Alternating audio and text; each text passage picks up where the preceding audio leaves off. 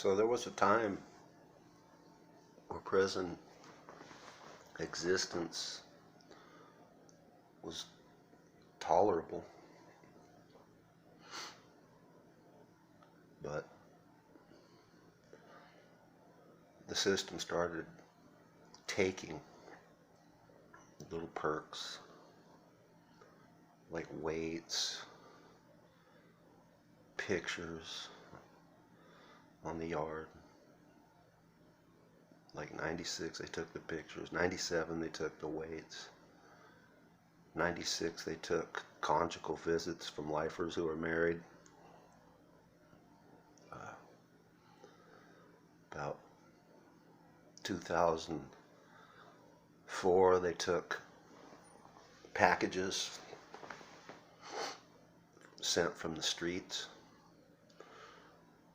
so you had to go to a vendor. Life with if you don't have a job in there, or people that'll give you some love from the streets, you have nothing. Those packages were a big deal, because you could have your aunt get you a couple jars of coffee, your mom get you some whatever stuff that was formatted that they'd allow in the prisons,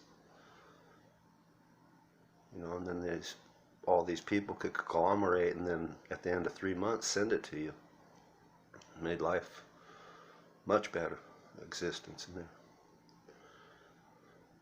But instead you get these vendors, where you got to ask your people for a couple $100 at least for a decent package. It's kind of a hit. Then they took tobacco, which was glad. Not that they took it from everybody, but it stopped me from smoking. Now, a lot of you out there might say, fuck you guys inside. I don't want to pay for any of that stuff, like weights, and so you guys can do whatever. Well, you never paid for it.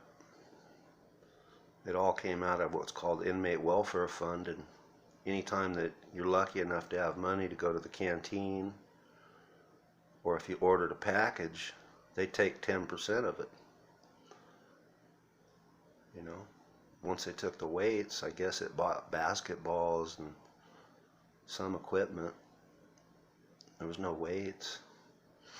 I guess they used the money to buy bullets to shoot us or something. I don't know, because if you ain't got money, you're lucky to get a half bar of soap, tooth powder, and like a 5-cent toothbrush every week. But then, like it seemed every month or two they'd come up with a new plan to move you. You could never get comfortable anywhere. It's a big jolt to have all your stuff packed up, and you can't keep anything that you get at one place to the next. You're always losing stuff. Oh, you can't have that here. And then you go on some 8 to 12 hour bus ride, wherever. I mean, these are some prisons that are just in the boonies. Then you got to reestablish yourself.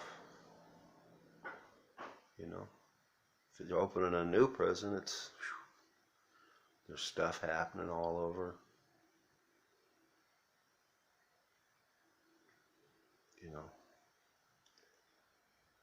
It's nowhere to be.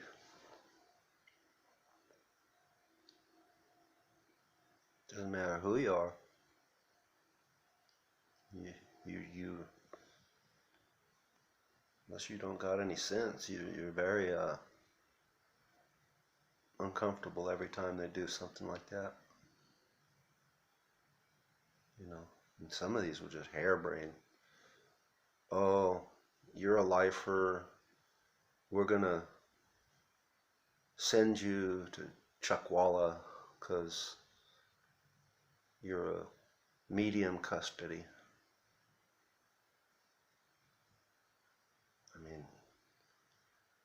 You're definitely just blowing in the wind there. That's it.